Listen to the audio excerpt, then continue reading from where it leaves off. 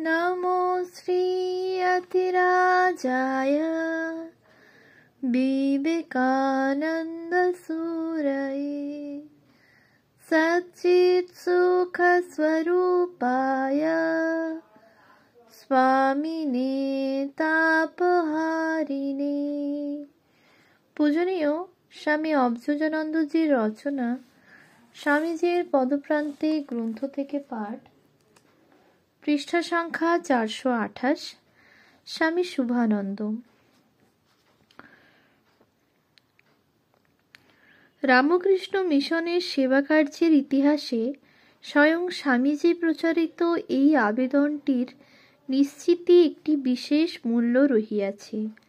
মূল আবেদনটির বঙ্গানুবাদ এইরূপ: প্রিয়, ইহার সহিত কাশী রামকৃষ্ণ সেবাশ্রমের গত বৎসরের একটি কার্যবিবরণী গ্রহণ করিতে আপনাকে অনুরোধ করিতেছি। এই পুণ্যতীর্থে যে সকল ব্যক্তি, সাধারণত বৃদ্ধ নরনারী, দুর্দশাগ্রস্ত হইয়া পড়েন, তাহাদের দুঃখ মোচনের জন্য আমরা যে সামান্য চেষ্টা করিতে পারিয়াছি, তাহার সংক্ষিপ্ত বিবরণ ইহাতে পাইবেন। বর্তমান শিক্ষার জাগরণ ও জনমতের অভ্যুত্থানের দিনে হিন্দু তীর্থসমূহ তাহাদের বর্তমান অবস্থা ও কর্মপদ্ধতি সমালোচকের তীক্ষ্ণ দৃষ্টি এড়াইতে পারে নাই। এই তীর্থ হিন্দুদিগের নিকট পবিত্রতম, তাই ইহার সমালোচনাও কঠোরতম। অন্য তীর্থস্থানগুলিতে লোকে পাপ মোচনের উদ্দেশ্যে যায়, সেজন্য সেগুলির সহিত তাহাদের সম্পর্কও সাময়িক, মাত্র কয়েক দিনের জন্য। কিন্তু আর্য সভ্যতার এই প্রাচীনতম ও সজীব ধর্মীয় ক্ষেত্রে এই নগরে বৃদ্ধ ও জরাগ্রস্ত নরনারীগণ বিশ্বনাথের মন্দিরের ছায়াতলে বসিয়া ধীরে ধীরে মৃত্যুবরণ করিয়া যাহাতে চরম মোক্ষ লাভ করিতে পারেন, সেজন্য দিনের পর দিন প্রতীক্ষায় থাকেন। ইহা ছাড়াও যাহারা জগদ্ধিতায় সর্বত্যাগী হইয়াছেন এবং তাহাদের আত্মীয় স্বজন ও শৈশবের সকল সম্পর্ক হইতে চিরতরে বিচ্ছিন্ন হইয়াছেন, তাহারাও এ শহরে বাস করেন। মানুষের সাধারণ নিয়তি, দৈহিক রোগাদির দ্বারা তাহারাও আক্রান্ত হন। শহরের ব্যবস্থাপনায় হয়তো কিছু কিছু ত্রুটি আছে। পুরোহিত বর্গের উপর সাধারণত যে সকল কঠোর সমালোচনা বর্ষিত হয়, হয়তো তাহাও সত্য। তথাপি ভুলিলে চলিবে না, জনসাধারণ যেমন পুরোহিতও তেমনি। যদি লোকে জোড় হাতে কেবল একপার্শ্বে দাঁড়াইয়া থাকে ও দুঃখের এই দুর্বার স্রোত যাহা তাহাদের গৃহের পাশ দিয়া প্রবাহিত হইয়া আবাল বৃদ্ধ বনিতা সন্ন্যাসী গৃহস্থ সকলকেই অসহনীয় দুর্ভোগের আবর্তে টানিয়া ফেলিতেছে, কেবল দেখিতেই থাকে এবং ওই প্রবাহ হইতে কাহাকেও বাঁচাইবার চেষ্টামাত্র না করিয়া তীর্থের পুরোহিতকুলের অন্যায় কার্যের শুধু বাগাড়ম্বরপূর্ণ সমালোচনা করে, তাহা হইলে এই দুর্ভোগের এক কণাও কমিবে না, বা কেহই উহাতে উপকৃত হইবে না।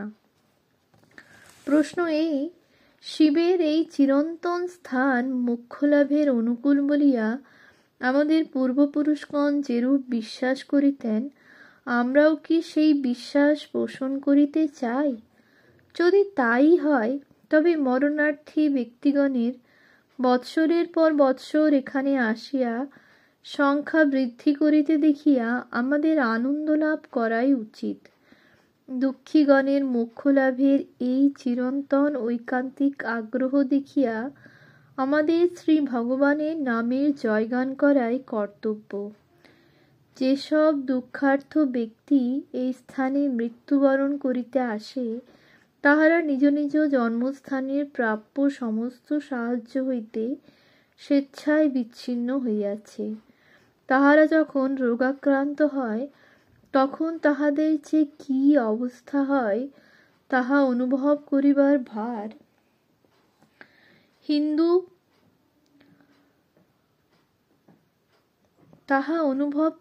ভার ও হিন্দু হিসাবে আপনারা উহার কি প্রতিকার করিতে পারেন তাহা ভাবিয়া দেখিবার ভার আপনাদের বিবেকের উপর ন্যস্ত করিতেছি। ভ্রাতৃগণ, অন্তিম বিশ্রামের প্রস্তুতির এই অদ্ভুত স্থানের আশ্চর্যকর আকর্ষণের বিষয় স্থির চিত্তে আপনারা কি চিন্তা করিতে পারেন না? মৃত্যুর মধ্য দিয়া মোক্ষের দিকে গমনশীল তীর্থযাত্রীদের এই অবিরাম প্রবাহ আপনাদিগকে কি বিস্ময়ান্বিত শ্রদ্ধার ভাবে আবিষ্ট করে না? যদি করে, তবে আসুন আমাদিগর এই কাজের জন্য আপনাদের সদয় হস্ত প্রসারিত করুন। আপনাদের দান হয়তো সামান্য, আপনাদের সাহায্য হয়তো নগণ্য, তবুও কুণ্ঠা বোধ করিবেন না। সেই প্রাচীন প্রবাদ, তৃণগুচ্ছগুলি একত্র করিয়া রজ্জু করিলে প্রচণ্ড মদমত্ত হস্তিকেও উহার দ্বারা বাঁধিয়া রাখা যায়। বিশ্বনাথাশ্রিত সর্বদা আপনাদেরই বিবেকানন্দ। স্বামীজীর নাম স্বাক্ষরিত উক্ত আবেদনটি প্রচারিত হইলে উহা সত্যই যেন মন্ত্রের মতো কার্য করিয়াছিল। দেশবাসীর সহানুভূতিপূর্ণ দৃষ্টি শ্রীরামকৃষ্ণের পবিত্র নামবাহী এই সেবাশ্রমের প্রতি স্বতই আকৃষ্ট হইল। 1902 খ্রিস্টাব্দের 23 নভেম্বর সেবাশ্রমের সেবকগণ ও পৃষ্ঠপোষকগণ কাশীর কারমাইকেল লাইব্রেরির হলে মিলিত হইয়া সেবাশ্রমকে রামকৃষ্ণ মিশনের হস্তে সমর্পণ করিবার সিদ্ধান্ত গ্রহণ করেন। আরও স্থির হয় যে ইহা Ramakrishna mission Sevashram Ramakrishna mission home of service নামেই অতঃপর অভিহিত হইবে। সেবাশ্রমের উপর স্বামীজির স্নেহাশিস বর্ষিত থাকার ফলে স্বামী ব্রহ্মানন্দজি, শারদানন্দজি, শিবানন্দজি প্রমুখ শ্রীরামকৃষ্ণ সন্তানেরও সতর্ক দৃষ্টি এই প্রতিষ্ঠানের প্রতি নিবদ্ধ ছিল। ক্ষুদ্র বীজ আকার এই প্রতিষ্ঠানটিকে বৃহৎ মহীরুহে পরিণত করিতে এই সকল মহাপুরুষের প্রেরণা ও শুভেচ্ছা লোকচক্ষুর অন্তরালে ক্রিয়া করিয়াছে। ভগিনী নিবেদিতাও তাহার শ্রী গুরুর আশীর্বাদপুষ্ট এই সেবাশ্রমের উন্নতির জন্য যথেষ্ট শ্রম স্বীকার করিয়া দ্বারে দ্বারে ভিক্ষা করিয়াছেন এবং লেখনী ধারণ করিয়া ও বক্তৃতাদি দিয়া ইহার ভাব ও আদর্শকে শিক্ষিত সমাজের কাছে প্রচারে প্রচুর সহায়তা করিয়াছেন। স্বামীজির আদেশে শিবানন্দজি কর্তৃক কাশীতে অদ্বৈত আশ্রম প্রতিষ্ঠিত হইলে উহা সেবাশ্রমের ত্যাগী কর্মীদের পক্ষে এক নূতন সুযোগ ও প্রেরণার উৎসস্বরূপ হইয়াছিল। 1902 খ্রিস্টাব্দের 5 জুলাই চারুচন্দ্র যখন কলিকাতার এক বন্ধুর নিকট হইতে তারে সংবাদ পাইলেন যে গতরাত্রে স্বামীজি মহাসমাধিমগ্ন হইয়াছেন, তখন তিনি বজ্রাহতের মতো ছুটিয়া গিয়া ওই তার বার্তাটি মহাপুরুষজিকে দেখাইয়াছিলেন। মহাপুরুষ মহারাজ ইতঃপূর্বেই মঠ হইতে ওই দুঃসংবাদ পাইয়াছিলেন।